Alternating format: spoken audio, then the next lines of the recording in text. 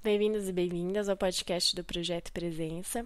Eu sou a Gabi e hoje vou trazer uma reflexão sobre a nossa responsabilidade com a cura da Terra, assim como também somos responsáveis pela nossa cura individual. E vocês verão que ambas as curas, tanto a da Terra quanto a nossa, elas estão completamente interligadas. Eu vou ler para vocês um trecho do livro Luz Emergente, da Barbara Brennan.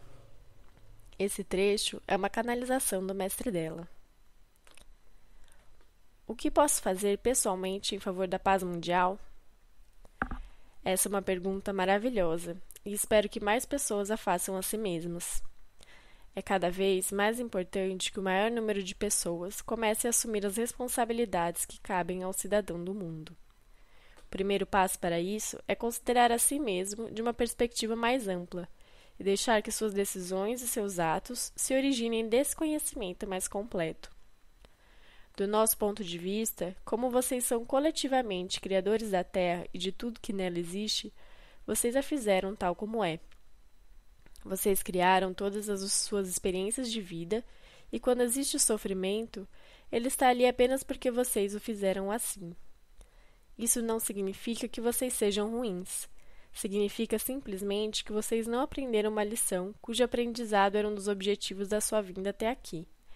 E que dessa maneira, vocês criaram uma situação que não apenas resulta desse desconhecimento, mas que lhes proporciona precisamente os instrumentos de que vocês necessitam, e lhes indica a direção em que devem olhar para assimilar esse aprendizado. Adote a nossa perspectiva e aplique a situação mundial. Primeiro, faça a si mesmo as perguntas que você faria a respeito de quaisquer questões pessoais. O que essa situação mundial significa para mim pessoalmente? Qual é a mensagem que o mundo, como um todo, sendo um reflexo do eu, está tentando me transmitir a respeito do que preciso aprender? Qual é a natureza do sofrimento que você ajudou a criar? O que precisa ser feito com relação a isso e o que posso fazer pessoalmente? De que modo contribuir pessoalmente para essa situação em geral? Agora vocês poderiam dizer, eu não fiz isso. Você poderia até mesmo culpar outras pessoas, foram os políticos. Ou poderia escolher alguma outra nação ou grupo étnico para culpar. Mas é você que participou das eleições ou se absteve de votar. É você que, dentro de si, tem alimentado preconceitos contra as pessoas cujos pontos de vista são diferentes dos seus. Você faz isso com pessoas totalmente estranhas e também com aquelas que conhece. De forma automática e muitas vezes inconsciente, você acaba estendendo a si mesmo essas generalizações e pressuposições que faz a respeito dos outros. Isso causa-lhe um grande sofrimento pessoal. Quando estiver falando negativamente a respeito de alguém, procure imaginar qual o efeito que isso exerce sobre você quando diz essas coisas a respeito de si mesmo. Os anseios da alma humana não se limitam às fronteiras nacionais, às línguas ou aos credos. Com essas distinções, porém, a alma encontra uma sala de aula, ou playground, apropriada onde possa aprender. É precisamente essa variedade que torna a Terra uma excelente escolha para a encarnação. As nações foram criadas para trazer diversidade e excitação para a nossa vida. Nunca se pretendeu que fossem campos de batalha. De fato, alguém poderia viver muitas vidas na Terra, sem muitos ambientes e nunca ficar entediado. Então, o que aconteceu? As coisas que o trouxeram à Terra para seu aprendizado são precisamente as coisas que causam os problemas. Basicamente, sua crença numa realidade separada o faz retornar à Terra. Essa crença também causa-lhe medo. Assim, você tem de vir para cá a fim de eliminar o medo. Mas através do medo, que precisa ser dissolvido, é que você gera mais medo. Portanto, pergunte a si mesmo: do que precisamente tenho medo, tanto na minha vida pessoal como numa escala mundial? Observe que, de fato, ambos são o mesmo medo. Você sabe que esses medos são exatamente os mesmos sentimentos que a maioria dos seres humanos tem, e com base nos quais a maioria dos seres humanos age? Esses medos comuns, portanto, constituem a origem do conflito mundial. Todos vocês têm medo da perda, da doença, da morte e da falta de liberdade. Todos vocês temem que alguém lhes roube alguma coisa de valor, depois de trazerem-na para sua vida. Eu lhe digo, porém, que a única pessoa que pode fazer isso é você. Na mesma medida em que você tolher sua liberdade pessoal, por causa do medo, você também vai tentar tolher a liberdade das outras pessoas. Na medida em que você criar a doença no seu corpo, nessa exata medida você permitirá que os outros a mantenham nos seus corpos e fiquem de lado, sem lhe oferecer nenhuma ajuda. Na medida em que você gera um empobrecimento do alimento físico, emocional, mental e espiritual na sua vida, nessa mesma medida você pode tolerar o empobrecimento nos outros e até mesmo ansiar por companhia. Da mesma forma como vocês fizeram isso a si mesmos, também o fizeram aos outros. Assim, o primeiro passo para criar um mundo de paz é dado em casa.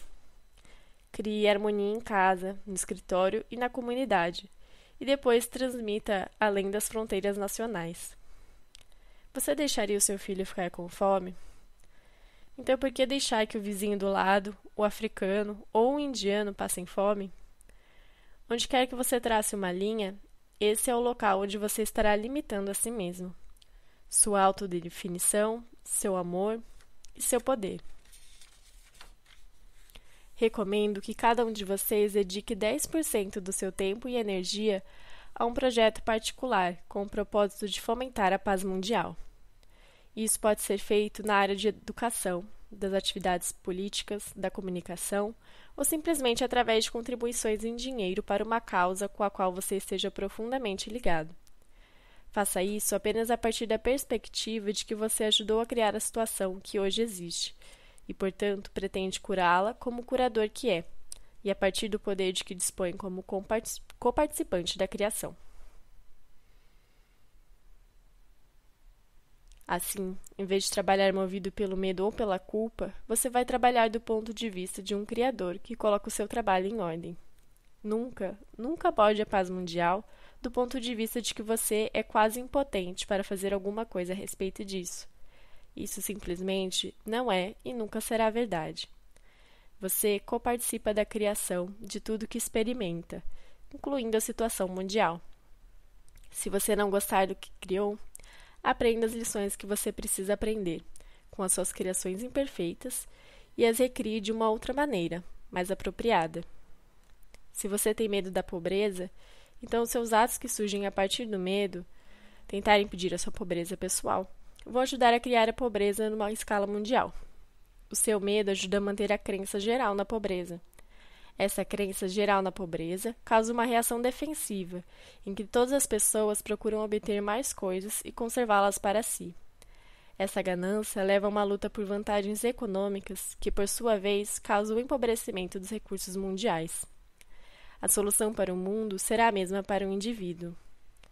A ganância é baseada no medo de não ter o suficiente. O que se apresenta sob o aspecto de ganância é, na verdade, o resultado do medo da pobreza. Isso, por sua vez, cria a pobreza que leva à destruição dos recursos da terra, colocando em risco a sua própria existência. Em última análise, portanto, o seu medo da pobreza encobre o seu medo existencial, e no final das contas, sua ganância se apoia no frágil alicerce do seu mais profundo medo existencial. Portanto, queridos, estejam conscientes do efeito direto que o seu conjunto de crenças exerce sobre os seus relacionamentos pessoais e sobre a situação do mundo. Em virtude desse poderoso efeito direto, você pode modificar as duas coisas, descobrindo seu conjunto de crenças negativo e alterando-o a fim de projetar amor, cuidados e confiança no mundo. Fique em paz e com amor. Podemos perceber ao ler essa mensagem que estamos diretamente conectados com esse planeta em que vivemos. Nossos problemas e crenças mais profundos também se refletem a nível global. Nossas ações, baseadas no medo, sempre gerarão mais escassez, ao passo que nossas ações baseadas no amor nos levarão a compartilhar a abundância. Para finalizar essa reflexão, o livro traz um exercício para que possamos identificar nossas crenças que movem nosso comportamento, tanto em nossas vidas diárias, quanto a parte que contribui para o inconsciente coletivo. Primeiro, escreva todos os seus medos e desejos a nível pessoal. Depois, escreva seus medos e desejos a nível global. E observe então a semelhança entre eles. Para aprofundar um pouco mais, identifique quais medos e desejos estão relacionados a crenças negativas e quais estão relacionados a crenças positivas. Assim, você conseguirá também identificar quais crenças estão atuando com maior força na sua vida. É interessante pensar que não existe também nada totalmente negativo e nada totalmente positivo. Então, a gente pode pensar nas crenças negativas, como é chamada no livro, como crenças limitantes, e as crenças positivas como as crenças que nos ajudam a evoluir cada vez mais. Então, termine refletindo. Qual contribuição você pode dar para o mundo nesse momento? Eu espero que essa reflexão tenha feito sentido para você. Agradeço sua presença aqui e até o próximo episódio.